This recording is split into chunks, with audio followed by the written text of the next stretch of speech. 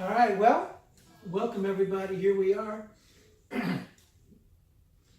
There's a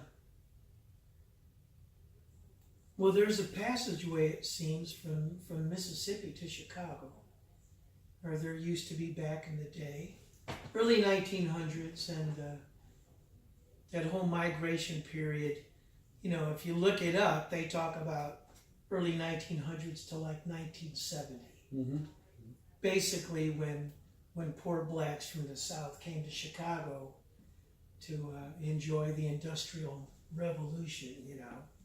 And of course, along with a new population came new music. And one of the first to be recognized was McKinley Morganfield, or Muddy Waters. Mm-hmm. And he came from a sharecropper's plantation in Clarksdale, Mississippi. Had a little cardboard suitcase and a guitar, and hopped on the train. And like many guys that arrived here, you know, he walked off the train with that guitar in a cardboard case and that little cardboard suitcase, and boom, can you imagine? These guys are country boys. These guys literally walked off the farm onto the train. Or as Buddy Guy described it in his book, he said, "Man, I was just playing country." And he got off that train, and there it was. And but anyway, you know, Muddy got it all started, but of course, oh man. And if you listen to something called, Muddy Waters, the Library of Congress recordings, which are now available, not all of them, they are available to the public, but there's a CD available, and it's called Muddy Waters, the Library of Congress recordings, and it's Lomax, John Lomax down in the Delta, looking for players. He was looking for Robert Johnson, but Robert Johnson was gone. Anyway, Muddy got recorded in the shack that he lived in on the sharecropping plantation. And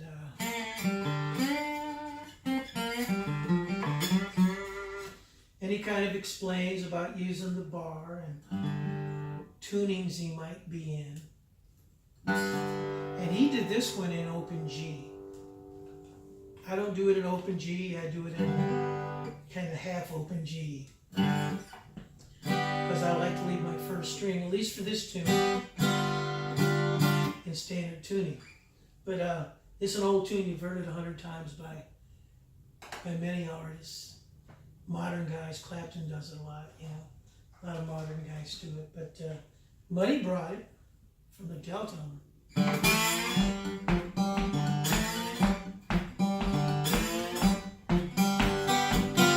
Well, I roll in a tumble, I cried all night long.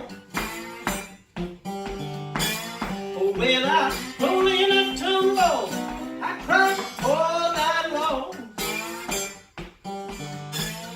Well, I can't find my baby, that's 'cause my baby's gone.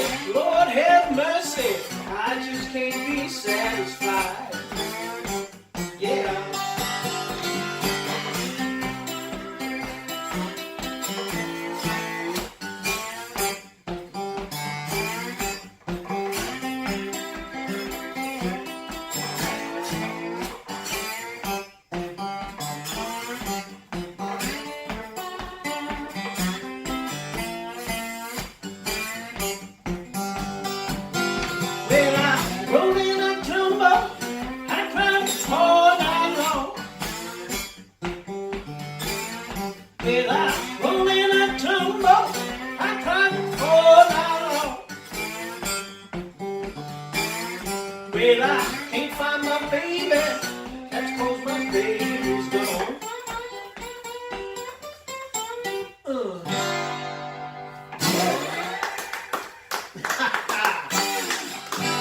Well done. Yeah. So that's the old Rolling and Tumbling Blues. That is on the really early Muddy stuff. And then it carries, that's one of the, you want to call it the birth of rock and roll. That song wasn't the birth of rock and roll. But that type of stuff, that type of hard blues was the birth of rock and roll, really. I mean, years later, you hear Clapton doing it. Electric guitars, drums, bass, and it just pounds, And like I said, Muddy couldn't do it alone. And when he got to Chicago, he eventually met Leonard Chess, who was a Russian immigrant who landed in Chicago. And now what are the odds, right? This is spiritual stuff, man. Muddy comes off a plantation in Mississippi, travels to Chicago, meets Leonard Chess, who's a Russian immigrant, and a big thinker, dreamer. He was a club owner, and then he founded something called Chess Records.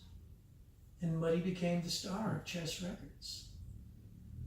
But again, it wasn't just Muddy, and it wasn't just Leonard Chess either, because there was also Willie Dixon, who was a bass player and a singer, but he was also a producer and a songwriter, and he wrote a lot of the, or as I'll refer to Buddy Guy's book a lot because it was so entertaining.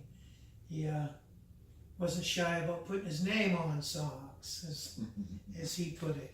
He was a songwriter, but he also wasn't afraid to put his name on songs either. Copyright and publishing and things like that were terms that these young guys didn't know anything about. They got a couple of bucks and a sandwich and a beer, and they're pretty happy guys. Again, they came straight off the farm, man. They came straight out of the country. Well, hello. Hey, Eric, how are you?